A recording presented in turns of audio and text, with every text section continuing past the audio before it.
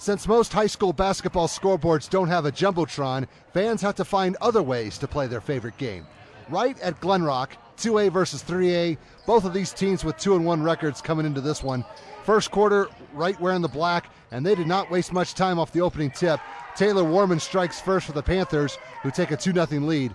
Glenrock would go to their big man early on, and he would produce. Taylor Milley, the 6'7" senior transfer from Natrona, collects his own miss and scores to tie the game up at 2 points each. The Panthers were looking for their chances to pounce, and they did. Newt Starr from NBA range, and he'll light that one up. He scored 11, and his team was up 7-4. The Herders would keep using their main scoring threat. Milley gets inside for another 2 points, and they're keeping the score close, down 7-6. The visitors had to find ways to get around the big man on the other end. Starr takes the bounce pass and gets the lay-in. The boys in black go up 9-6. Actually, I should say the score is Wright 9 and Milley 6 because he's the only one who has scored for Glenrock. Here's another bucket, this one from longer range. He scored all the points for his team in the first quarter. Right now they have 8 and trail by 1. The Panthers were mixing things up and spreading the ball around. Josh Felsman is in the corner, and he's causing trouble. That would get his team a 12-8 lead. They could take the ball inside as well. This is Timmy Benedict scoring 2 of his game-high 18 points, and Wright was up 16-10 after the first 8 minutes. The second quarter was all Herders, literally. Finally, someone else scored for them. Matt Morgan gets inside for 2, and his team is down 16-12. Let's get someone else in here. How about Tyler Olson, a freshman from way downtown, and big things come in small packages sometimes. Glenrock is right back in this game, down 16-15. The defense showed up as well. Milley gets the swan, and Wright's going to have to go back to the drawing board on that try. The Panthers ended up scoring 0 in the second quarter, and that hurt some. The home team was making a push and making all the right moves. DC Hall is wide open on the near end, and he'll coast for an easy 2 points as his team would take the lead 17-16. And they still had the big man, which of course was Milley. 16 points total, but 15 of those 16 came in the first half, which made a difference later on. Herders up 19-16. Like I said earlier, Glenrock did all the scoring in this quarter. This is David Parkinson getting in on the act, and that would cap off a 15-zip run.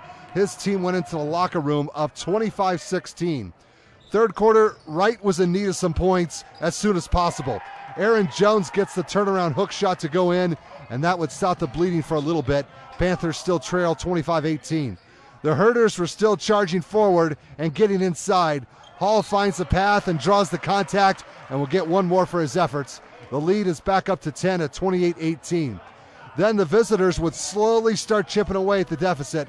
Benedict couldn't find anyone to pass the ball to, so he just decides to shoot it. That was a good idea. His team's still down 28-20. They'd keep working at it. Watch Starr as he'll carve a path right through the heart of Glenrock's defense, and he'll finish with a pretty finger roll. That's how you do it. Panthers were getting closer and trail 28-22. Now on this next highlight, he was thinking about it again, but the D was ready this time. But the boys in black had a backup plan, and that was Benedict. He stands at 6'5", so he could score up close as well. It's 28-24 at this point. The home team needed to do something sooner, else they were going to lose the lead. Olson's wide open for another very long ball, and he'll find nothing but net. That opened up some breathing room, and the Herders would go up 31-24.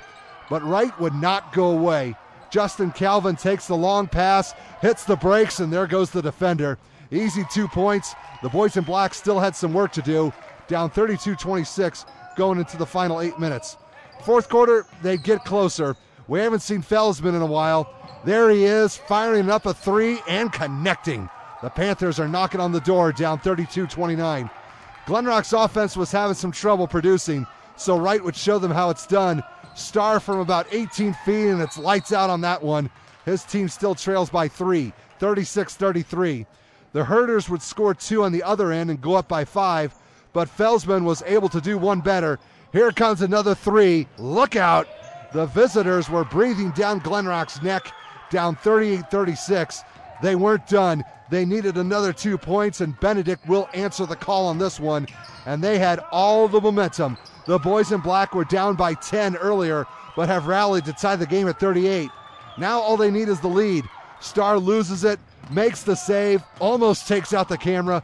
Benedict was in the right place at the right time. Count it, and the foul. That was the difference maker. It came down to free throws from there as the Panthers earn a hard-fought win over Glenrock, 45-39.